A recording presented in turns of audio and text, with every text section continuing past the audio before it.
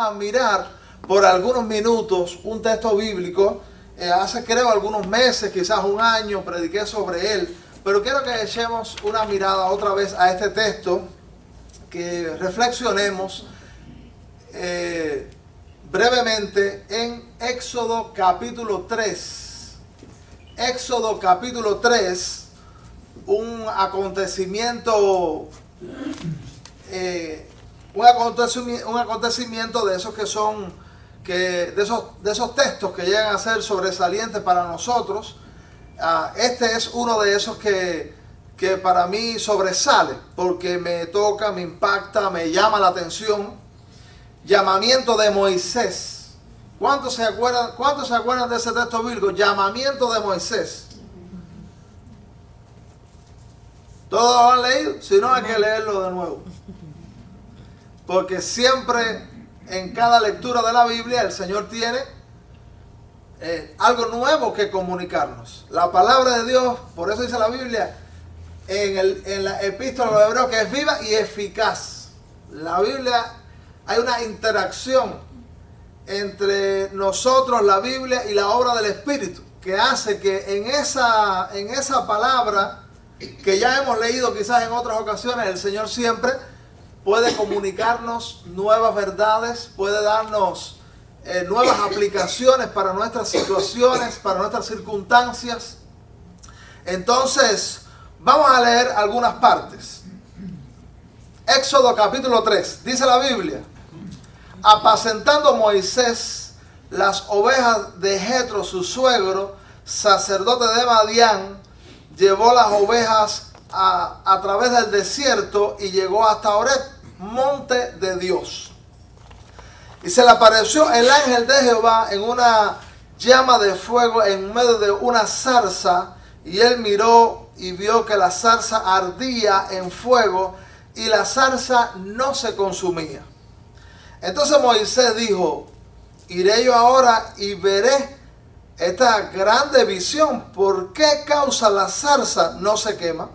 Viendo Jehová que él iba a ver, lo llamó Dios de en medio de la zarza y dijo: Moisés, Moisés. Y él respondió: heme aquí. Y dijo: no te acerques, quita tu calzado de tus pies, porque el lugar en que tú estás, tierra santa es. Y dijo: yo soy el Dios de tu padre, Dios de Abraham, Dios de Isaac y Dios de Jacob. Entonces Moisés cubrió su rostro porque tuvo miedo de mirar a Dios. Dijo luego Jehová: bien he visto la aflicción de mi pueblo que está en Egipto, y he oído su clamor a causa de sus exactores, pues he conocido sus angustias, y he descendido para librarlos de mano de los egipcios y sacarlos de aquella tierra a una tierra buena y ancha, a tierra que fluye leche y miel, a los lugares del cananeo, del eteo, del amorreo, del fereceo, del heveo y del jebuseo. El clamor pues de los hijos de Israel ha venido delante de mí, y también he visto la opresión con que los egipcios los oprimen. Ven por tanto ahora, y te enviaré a Faraón para que saques de Egipto a mi pueblo, los hijos de Israel. Vamos a tener una oración una vez más. Señor, te damos muchas gracias porque todas las experiencias del pasado de tus siervos constituyen ejemplo y enseñanza para nosotros en el siglo XXI aún. Tú sigues hablándonos, tú sigues comunicándonos tu mensaje, y tú sigues también llamando gente para diferentes obras, para diferentes ministerios, y tú sigues respaldando a aquellos que se acercan al monte de tu presencia. Pedimos que nos hagas bien a través de tu palabra, que tú te encargues de esclarecer nuestra mente, nutrir nuestra alma con tu palabra y dar siempre orientación. Muchas gracias. En el nombre de Jesús oramos. Amén. Amén. Entonces, Moisés es un personaje relevantes de las Escrituras. Así como las alusiones que se hacen a Abraham, a Isaac, a Jacob, que eran patriarcas. Moisés también en su tiempo fue un hombre usado por Dios y fue un hombre que el Señor tuvo a bien dejar plasmado algunas de sus experiencias, porque Moisés no sabía que en el siglo XXI íbamos a estar hablando de él. Moisés no sabía que se iba a ser tan famoso. Dios era el que estaba obrando y usando una serie de toda la vida de él y todos los acontecimientos que le rodeaban, porque Dios tenía planes más allá de la época. Dios iba la vida de Moisés iba a ser una revelación de la obra de Dios para el futuro. Entonces, nosotros debemos atender a cómo nos conducimos, cómo también va nuestra vida, porque hay cosas que usted y yo no sabemos y que probablemente en esta vida terrenal nunca nos enteramos, que Dios tiene planes con eso, con algunos de nuestras circunstancias, algunos de nuestros eventos, y Él lo va a usar y los va a encaminar para propósitos buenos, para propósitos salvíficos, para inspiración y para bendición de gente. Este es el caso de Moisés. Moisés es alguien que Dios llama para una obra que tendrá repercusiones de salvación para toda la humanidad, porque todo lo que está aconteciendo está preparando el camino también para el Mesías. No se olvide nunca que el Antiguo Testamento es un espacio preparatorio para la venida del Mesías, Jesucristo, y para la institución, la iglesia, y para el evangelio, y para lo que habría de venir. Entonces, pero bueno, dice la Biblia que la nación de Israel llegó a ser esclava en Egipto. ¿Cuándo se acuerdan de eso? Hay por ahí documentales, muñequitos de los niños que le cuentan desde temprana edad lo que pasaba en Egipto. La nación de Israel, que es la descendencia de Abraham, estaba esclavizada en Egipto.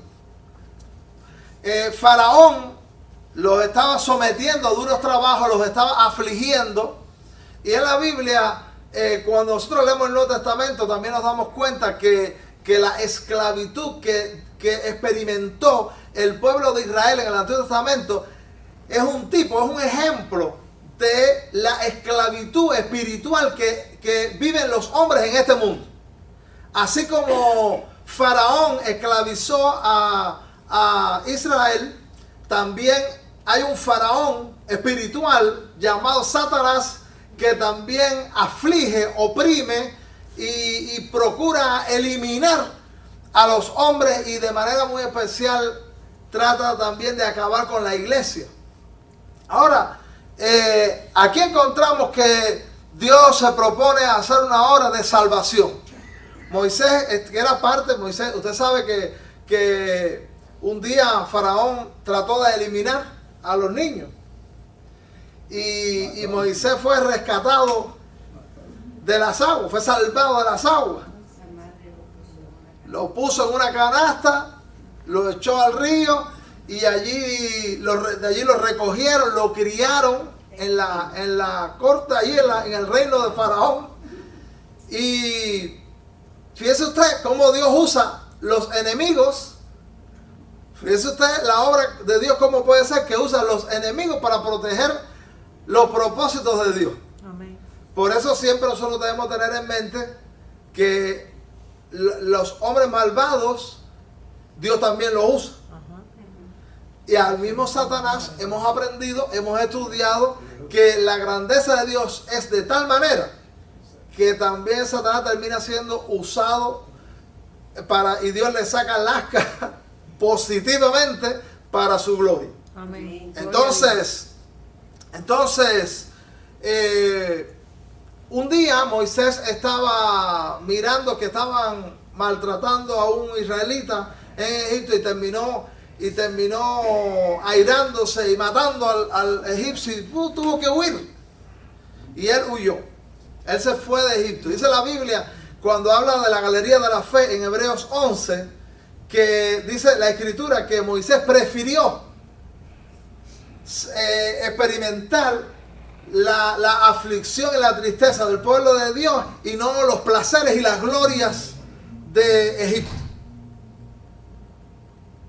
Y por eso él prefirió identificarse con su pueblo que estaba viviendo en aflicción.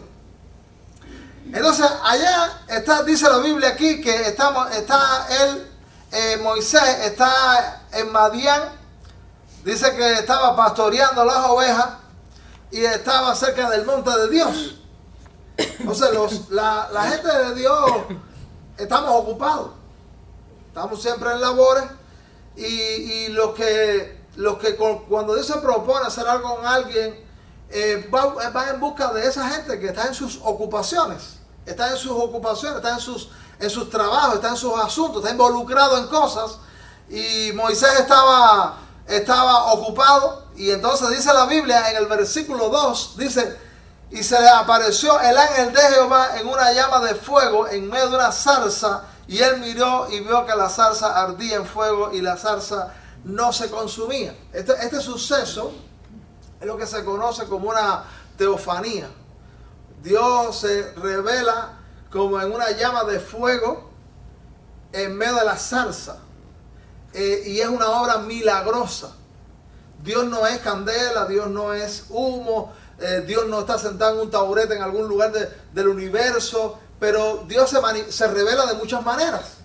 Y esas manifestaciones, Dios se revela como un ángel, Dios se reveló como candela, Dios se revela en múltiples maneras, y esas son teofanías, son manifestaciones de Dios, Dios haciéndose presente. Entonces dice la Biblia que Moisés le llamó la atención, cualquiera. Bueno, imagínese usted que usted vea un árbol envuelto en llamas y no se quema y permanece igual. Era un milagro. Y Dios tenía el propósito de llamar la atención de Moisés. Dios llama la atención de nosotros de muchas maneras.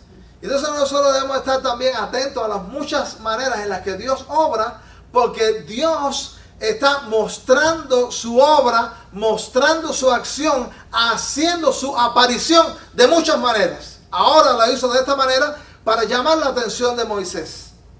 Dice la Biblia, entonces Moisés dijo: iré yo ahora y veré esta grande visión. ¿Por qué causa la zarza no se quema? ¿Por qué la zarza no se quemaba? Dios no tenía el propósito de quemar la zarza. Dios tenía el propósito de revelarse a Moisés y de llamar la atención de Moisés, y Moisés se acercara a aquel lugar. Entonces, Dios hace cosas, aparentemente una candela sobre aquello podía parecer destructor, pero el propósito de Dios era atender que Moisés fijara su atención en lo que iba. Dice la Biblia, viendo Jehová que él iba a ver, lo llamó Dios de en medio de la zarza y dijo: Moisés, Moisés. Y él respondió: heme aquí. O sea que Dios va a comunicarse con Moisés. Dios sigue comunicándose de mil maneras. ¿Sabes que Dios se comunica de mil maneras? El Dios que hizo el habla sigue hablando. Esta fue la manera que Dios usó para comunicarse con Moisés. Y Dios se comunica con nosotros a través de la palabra de Dios, a través de las obras del Espíritu Santo, a través de un hermano que se acerca y le transmite algo. Dios se comunica de mil maneras. Dios está procurando comunicar un mensaje a Moisés. Así que Él lo llama.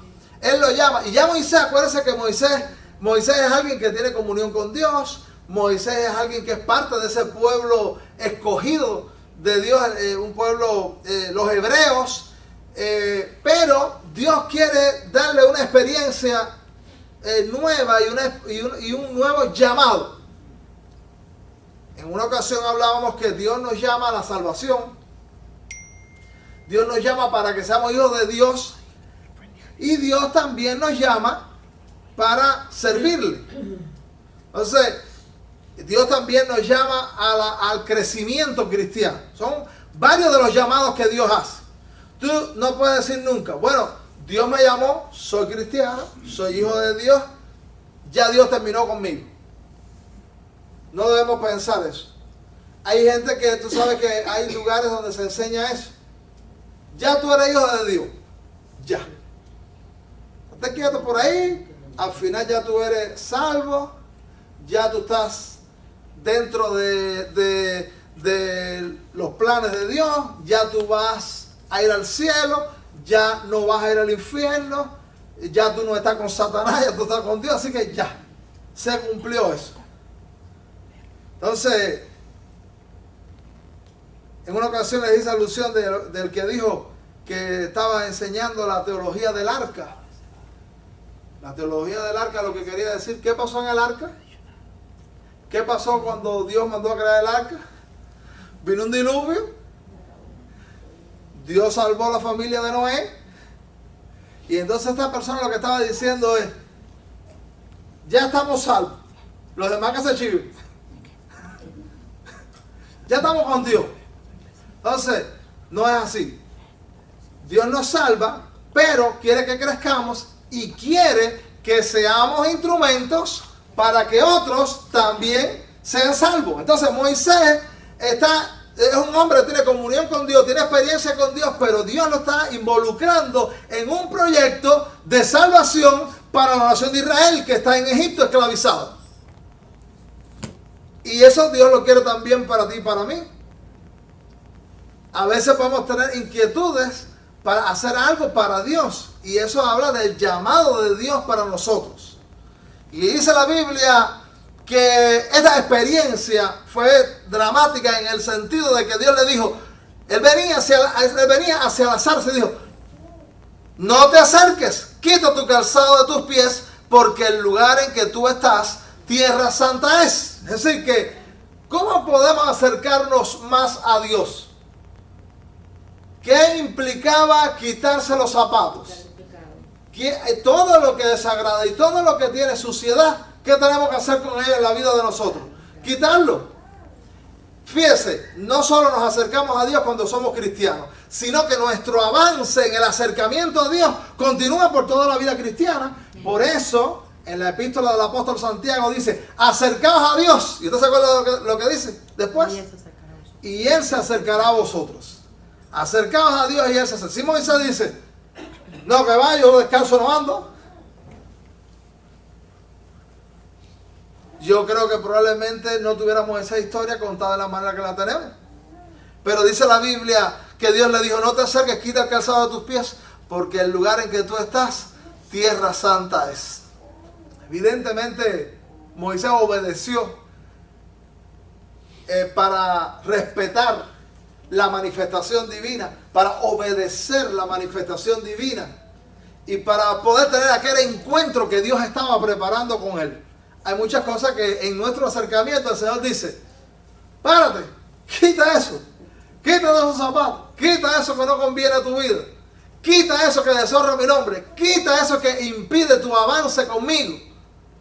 Y eso es un asunto a veces hasta que puede ser un poco íntimo, algo que usted sabe que a Dios le deshonra, que está en su vida, que no solamente impide la comunión con Dios, sino que es autodestructivo. Porque nada de lo que Dios pida para nosotros va a ser malo. Amén. Dios es el ser más bueno del universo y su llamado a hacer ajustes siempre es bueno. Nos conviene a nosotros quitar el calzado que Él dice que hay que quitar o quitar lo que haya que quitar. Entonces, dice la Biblia que la tierra santa es. Hay personas que creen que han sacralizado algunos lugares. Y entonces dice, en este lugar no podemos hacer algunas cosas. No sé, por ejemplo, en un lugar donde yo serví por un tiempo, el lugar donde nos reuníamos para todos, porque era el único espacio que teníamos, era el lugar donde nos reuníamos también para adorar a Dios. Y entonces allí teníamos el encuentro con los jóvenes y a veces nos reuníamos a jugar con los jóvenes y a veces teníamos una comida allí también, como lo mismo lo hacemos aquí. Y allí hacíamos encuentros fraternales, encuentros de recreación, teníamos el culto, alabamos a Dios, y hacíamos todo. Y en un encuentro, una hermana me dice, pastor, ¿usted cree que es para que esos jóvenes estén jugando ahí? Y yo le digo, pero el juego es pecaminoso. Y dice, no, ellos están haciendo algo malo. No. Y entonces dice, ¿quién santifica el lugar? ¿El lugar santifica a Dios o Dios santifica el lugar? No, Dios. Dios es el que santifica. Pues mire, Dios está fuera del templo y dentro del templo. Y es más, Dios está en la vida de los creyentes. Y lo que ellos no pueden hacerlo aquí, no pueden hacerlo en ningún lugar. Este lugar es santo, en tanto el pueblo de Dios, con el favor divino, lo santifica. Un día nos mudamos y aquí hacen otra cosa indebida. Y la santidad va para el otro lugar. El lugar que dice Dios, el lugar donde tú estás santo es ¿por qué? Porque Dios estaba allí. La presencia divina estaba allí y Dios es el que santifica.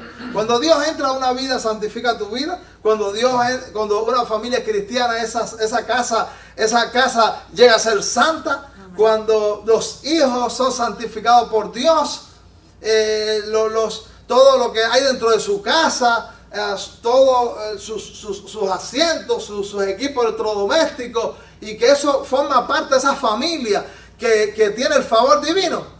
¿Cómo debemos interpretar qué es eso?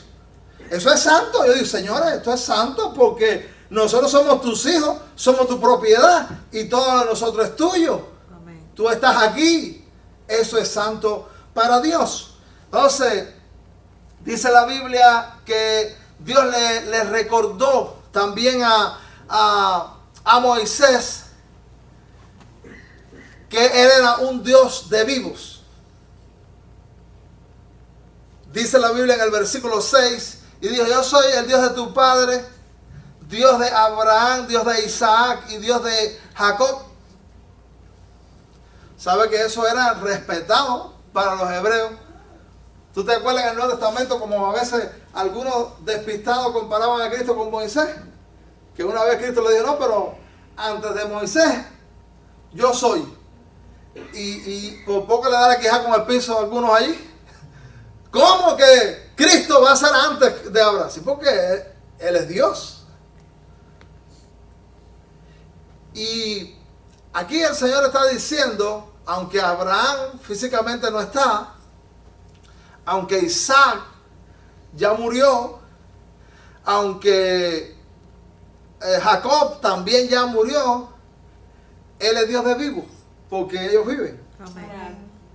Y él está en la presencia de Dios. Entonces, él dice, yo soy el Dios. No, yo fui el Dios y ya ellos no están. No, yo soy el Dios de ellos.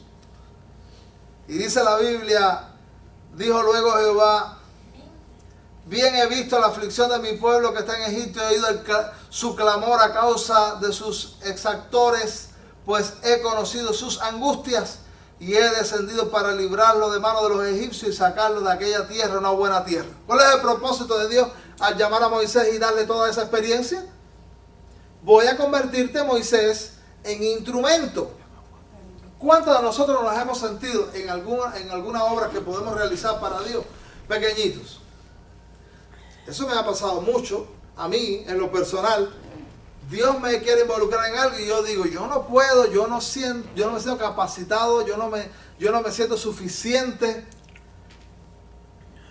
Todos los siervos de Dios en la historia, en ocasiones, incluso pusieron pretextos porque ellos dijeron, no podemos. Y el sentimiento de sentirse incapaz es bueno. Lo que no es bueno es que nos neguemos a decir sí. Es bueno que digamos, yo no puedo, pero si tú mandas yo voy. Esa es la manera. Si tú me haces un llamado a algo, yo siento que no puedo, pero yo voy. ¿Por qué? Porque Dios capacita para cualquier obra que nosotros vayamos a enfrentar en cualquier momento.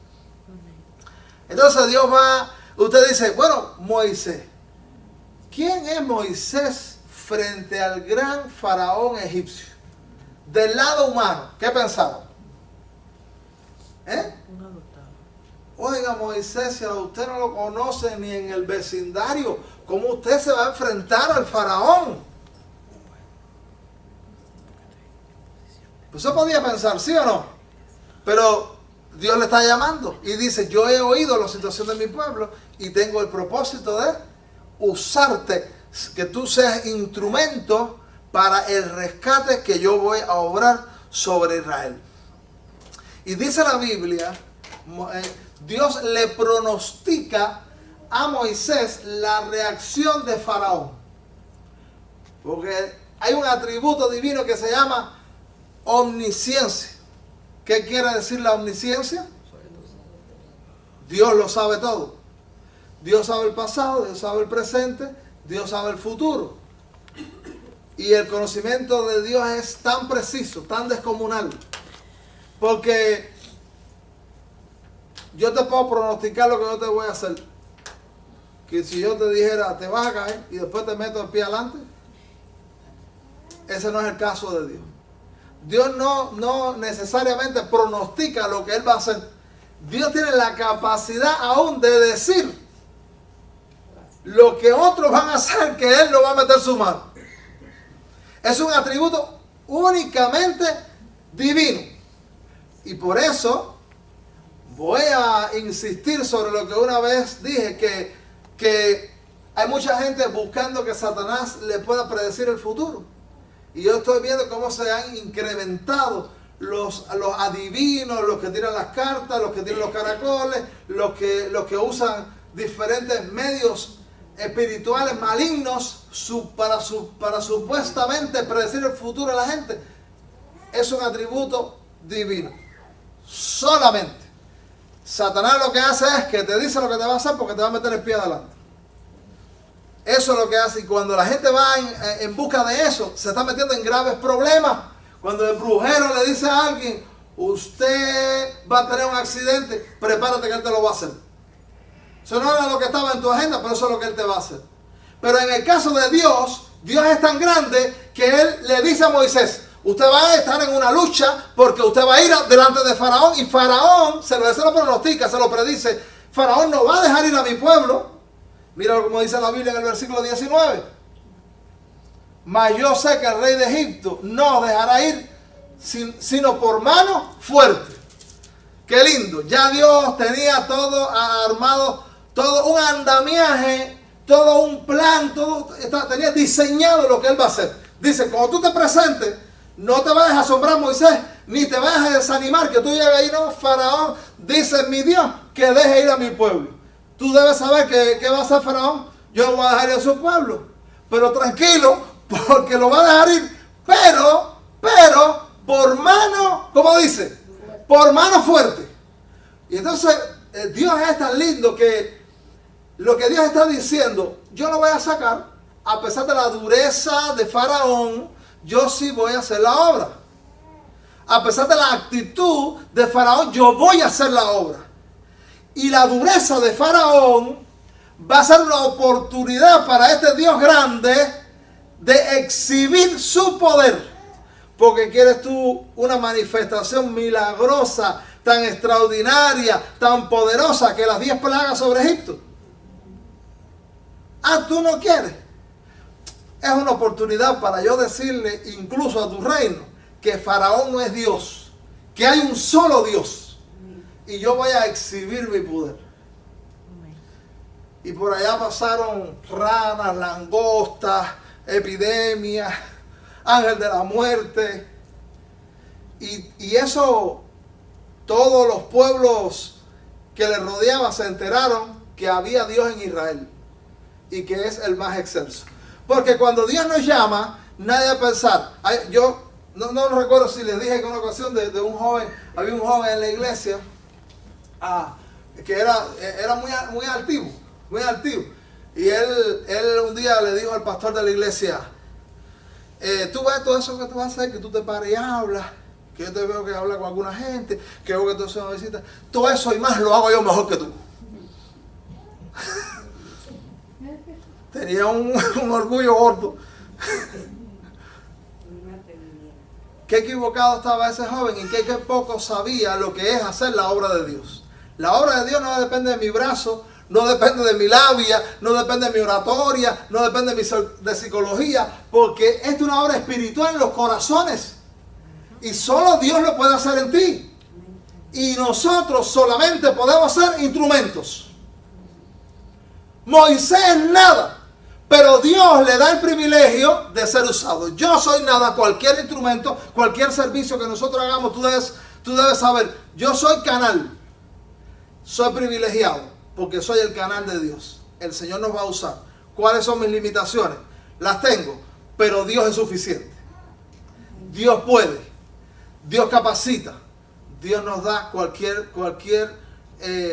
nos da cualquier sustento que nosotros necesitemos. Terminando la idea que quería decirle en esta mañana. Versículo 20 dice: pero yo extenderé mi mano y heriré a Egipto con todas mis maravillas que haré en él, y entonces os dejará ir. Y yo daré a este pueblo gracia en los ojos de los egipcios, para que cuando salgáis, ¿tú sabes cómo iba a salir? Con provisión. Va a salir libre. Pero fíjate cómo es Dios, que los egipcios van hasta cooperar que usted salga con provisión. Dice la Biblia ahí: no vayáis con las manos, hasta un sueldo le dio, vayas. Sino que pedirá cada mujer a su vecina y a su huésped alhajas de plata, alhajas de oro, vestidos, los cuales pondréis sobre vuestros hijos y sobre vuestras hijas, y despojaréis a Egipto. Gloria a Dios. Amén. Entonces, hermano, hay mucho que decir, hay mucho más allí. Solamente quería llamar nuestra atención sobre qué bendición es el servicio y qué bendición que el Señor en el siglo XXI y en la iglesia actual, a ti, a mí, a todos, Dios se propone que nosotros estemos involucrados en su obra. Y algunos de nosotros hemos respondido al llamado de la salvación y hoy somos hijos de Dios. Algunos de nosotros también estamos creciendo en la obra del Señor y estamos disponiéndonos para decir: Señor, enséñame y llame a un cristiano maduro. Yo quiero crecer. Pero también tenemos que preguntar: bueno, Señor, ¿qué tú quieres hacer conmigo? A lo mejor hay alguien que dice: yo me siento incapaz. ¿Qué puedo hacer? Bueno, piensa, porque Dios te llama. La iglesia es un pueblo en el que nadie se queda fuera de hacer algo para Dios. Y como dice la Escritura, lo que te venga a la mano para hacer, hazlo según tu fuerza. ¿Qué podemos hacer para nuestro Dios? Dice la Biblia, Jesús dice que al ver las multitudes sin pastor, tuvo compasión de ellas. ¿Y usted se acuerda lo que sigue diciendo? La mies es mucha y los obreros pocos. La obra de Dios necesita muchos instrumentos, necesita muchos obreros. ¿Quiénes son los obreros de Dios? No son los pastores únicamente, no son los misioneros únicamente. Cada hijo de Dios, el Señor te ha dotado con algo. El día que prediqué hace algún tiempo sobre este pasaje, porque Moisés dijo: bueno, Señor, y cuando yo me presente allá y yo diga: no, Dios me mandó. Y Moisés: ¿qué Dios es ese? ¿Y cómo tú me dices que ese Dios te mandó? Dice que eso se lo dijo Moisés a Dios, y Dios le dijo: ¿qué tienes en tu mano? Esa, una vara. Una varita, el bastoncito que... Y dice: pues, ponnos a mi disposición. Y Dios obró milagrosamente a través de esa vara. Entonces, ¿qué tenemos? Tú dices: ahora que tengo una vara. Sí, pero, óigame, en las manos de Dios, usted y yo, que son poquitas cosas, los recursos en las manos de Dios se convierten en algo muy poderoso. Amén. Dios lo potencializa, Dios lo agranda. Lo que pasa es que las cositas que tenemos no queremos ponerlas ahí en las manos de Dios. Nuestros dones, nuestro tiempo, todo lo que es el Señor. Y el Señor dice: yo quiero potencializarlo. Por ahí andaba el escrito poniendo algunos ejemplos de la pelota de baloncesto que es en tu mano. Aquí yo creo que no hay ningún baloncestista, pero el famoso Michael Jordan o reciente hubo un jugador que falleció en un accidente que lograban juegos espectaculares, ¿no? Porque en las manos de ellos eso tenía sentido. un clavo oxidado y viejo en nuestra mano, nada. En las manos de Cristo, salvación para la humanidad. Y pudiéramos poner tantos ejemplos. El Señor quiere usarnos a todos. Vamos a inclinar nuestro rostro y vamos a hacer una oración un instante.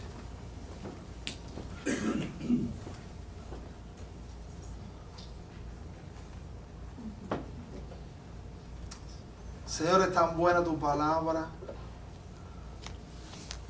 Tú nos llamas, tú estás llamando. Si hay alguien que no es hijo de Dios, tú lo llamas para que se convierta. Si hay alguien que no está creciendo, lo llamas para crecer. Y si hay alguien que todavía no decide servir en algún ministerio, hacer algo para ti, tú lo llamas para servir. Gracias porque este es enorme privilegio. Ayúdanos a entender como un privilegio y disfrutar de él al responder al llamado. Bendice a cada persona que llegó a este lugar, que tiene luchas, que tiene cargas, que tiene tristeza, el que necesita sanidad, el que necesita un milagro, el que necesita también que tú le liberes de toda opresión satánica. Manifiéstate sobre la vida de esta iglesia, de este pueblo. Sigue obrando por Jesús. Amén.